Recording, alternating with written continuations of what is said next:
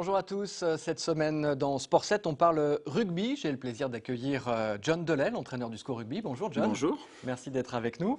Alors votre équipe évolue en division honneur. On va voir ensemble que vous êtes lancé dans une belle course à la remontée en Fédéral 3. Avant de commencer, je voudrais vous montrer quelques images de rugby. C'était vendredi soir, la victoire de la France face au Pays de Galles. C'est la première fois qu'on jouait un match du tournoi Destination un vendredi soir. Vous en pensez quoi ? C'est bien pour notre sport, c'est bien pour le rugby. Ça permet d'avoir un match du tournoi le vendredi, un le samedi, et puis nous de pouvoir jouer le dimanche sans être obligé d'enregistrer le match et de le regarder après. Donc c'est très bien. C'était embêtant ça de ne pas pouvoir regarder ? C'est toujours embêtant. C'est toujours embêtant. Là on s'est adapté, on a décalé l'entraînement au jeudi soir. Et comme ça, certains joueurs ont eu la chance d'y aller et d'autres, on s'est retrouvés pour regarder le match ensemble. Bon, c'est pas mal. Cette équipe de France, elle vous plaît ? Elle me plaît beaucoup, ouais. Elle envoie beaucoup de jeux. Elle est jeune, elle est ambitieuse, c'est une très très belle équipe de France. Bon alors bravo à l'équipe de France donc, qui est venue à bout de l'équipe du Pays de Galles. On reste dans cette ambiance festive dont on parlait justement des Gallois. Ce dimanche, votre équipe jouait face à Plabennec, mais parallèlement à ça, on va voir quelques images. Il y avait un groupe de Gallois qui a été invité pendant tout le week-end avec vous. Qu'est-ce qu'ils chantent bien? Qu'est-ce que vous leur avez fait faire à ces Gallois pendant 2 jours?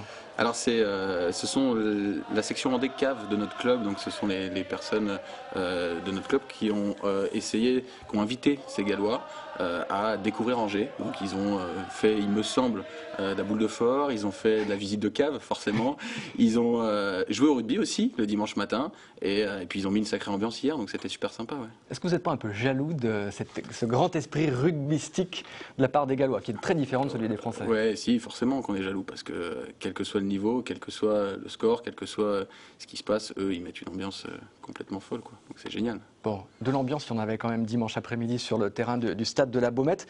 Angers accueillait Plabennec, un club breton. Pour ceux qui aiment l'action, il faut dire que c'était le match à voir, parce que les essais se sont véritablement enchaînés. Il y en a eu 11 au total. Victoire d'Angers 69-6. John, c'est un record, cette victoire? C'est pas un record cette saison, on avait battu Clisson 95-12, donc c'est pas un record. Après on ne court pas forcément après ce record-là, mais c'est en tous les cas une belle victoire et qui fait extrêmement plaisir. Vous êtes à ce jour encore invaincu, 16 matchs, 16 victoires. On sait que l'équipe est descendue de Fédéral 3 cette saison. Est-ce que ça veut dire concrètement que vous n'êtes pas du tout à votre place cette saison? Non, on sait qu'il y a une marche entre les deux divisions. On sait que cette marche est importante. Maintenant, cette saison, les matchs n'ont pas tous été aussi faciles que le match d'hier. Il y a eu des matchs très serrés, très accrochés. Pour l'instant, on a toujours réussi à s'en sortir. J'espère que ça va durer le plus longtemps possible.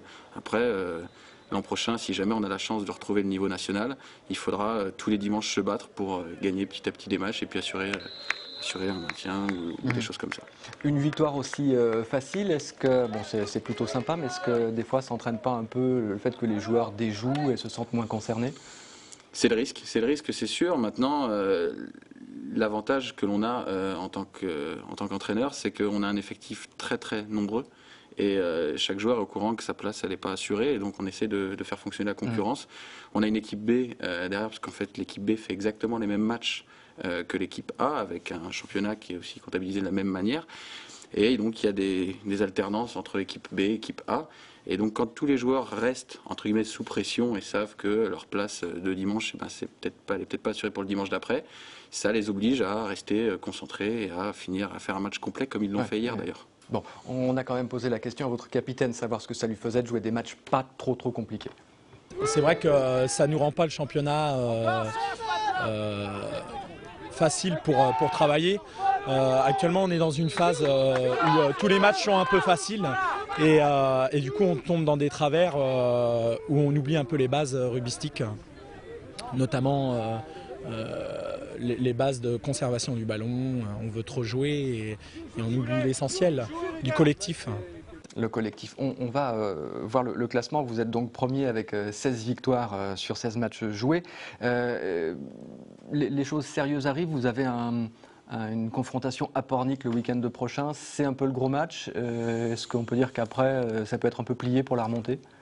Plié, non. Il reste il nous reste 3 déplacements, 3 matchs à la maison, et si vous remettez le classement, en fait, on va chez le 2e, chez le 3e, chez le 4e. Donc, les choses sérieuses commencent vraiment là. Voilà, on va savoir si à l'extérieur, on est capable de ramener des points et de ramener des victoires. On sait que c'est toujours très difficile. Évidemment, on est dans une position mathématique très intéressante. On a 2 victoires et un match nul d'avance par rapport à Châteaubriand.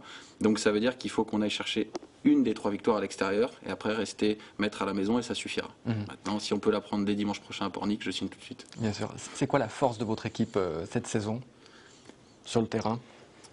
Je pense que c'est la cohésion de tout le groupe senior, cette force et cette espèce d'osmose qui existe entre tous les joueurs et qui fait que je sais que ma place n'est pas assurée, donc je sais que j'ai envie de donner pour le groupe et je sais que je vais pouvoir, moi, même si je fais une erreur, être remonté par les copains et continuer d'avancer et de travailler ensemble. Vous êtes une équipe qui fait peur? Je sais pas, c'est l'adversaire qu'il faudra poser la question, j'espère. J'espère qu'on fait peur. Maintenant, on n'est pas là pour faire peur, on est là surtout pour se concentrer sur ce que nous on fait, et c'est ça le plus important, quoi. Bon, on va quitter le terrain de cette rencontre avec 11 essais ce week-end pour parler un peu de vous, John. On peut dire que vous êtes un jeune entraîneur puisque vous avez 27 ans.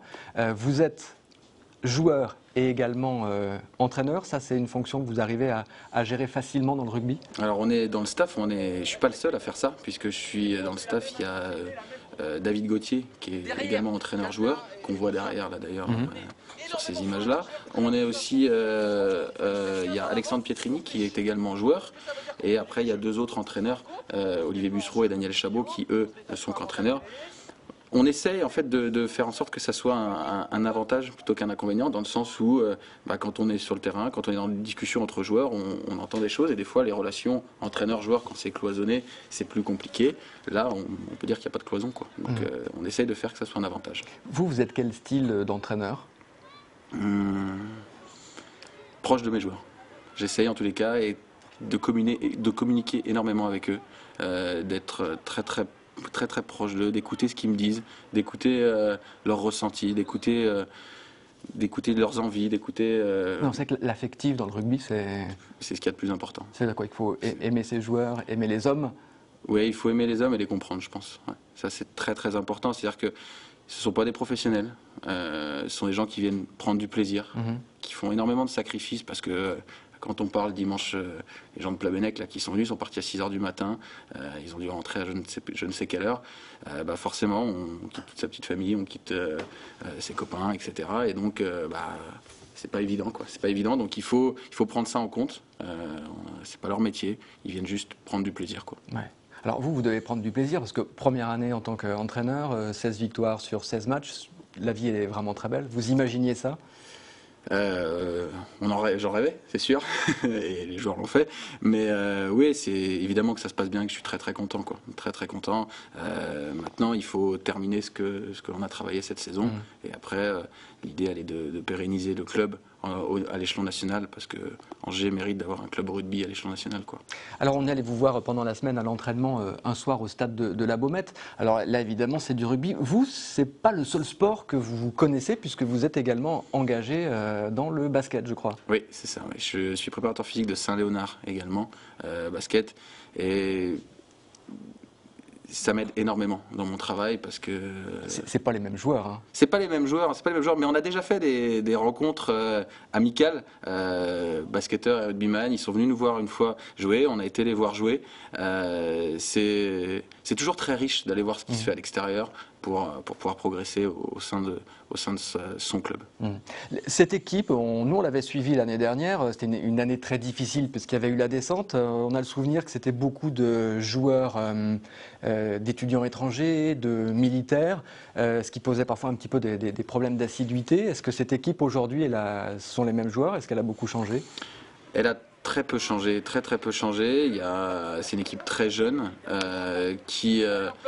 il y a toujours beaucoup d'étudiants, toujours beaucoup de militaires. Maintenant, c'est toujours pareil. Je sais que je leur demande beaucoup. Ils font beaucoup d'efforts et peut-être que ces efforts-là, pendant un moment, on a oublié de les faire l'an dernier et c'est ce qui a un peu fait qu'on a eu une saison difficile, quoi. Là, l'ambiance est vraiment revenue? Elle est au beau fixe, ouais. Au beau fixe et ça fait vraiment plaisir à voir, quoi. Ça fait vraiment plaisir à voir. On va terminer rapidement sur la fin de ce championnat. On le disait, encore quelques matchs, quelques victoires et vous pouvez imaginer la remontée. Qu'est-ce qui pourrait vraiment faire en sorte que cette saison se termine de la meilleure manière possible au-delà de la remontée en Fédéral 3 ? Alors là, je vais pas du tout hésiter sur ma réponse. Je vous expliquais tout à l'heure un peu le travail de l'ombre de l'équipe B qui joue les mêmes matchs que nous, qui domine son championnat encore plus que le domine l'équipe A. Et pour eux, vous parliez tout à l'heure et Damien parlait un petit peu de lassitude. Eux, pour vous donner un ordre d'idée, ils ont 16 matchs, 16 victoires et ils sont à plus 800 de goal average. Donc il faut que tout le monde gagne cette saison. Il faut que tout le monde gagne et eux seront engagés en championnat de France. Si les gens qui ont plus joué en A pouvaient assurer cette remontée en National 3 et que les gens qui ont plus joué en B pouvaient être champions de France, ça serait formidable. Je serais le plus heureux des entraîneurs. John, merci, bonne fin de saison à vous. On essaiera de venir vous suivre pour la remontée. Merci bonne semaine, à lundi prochain.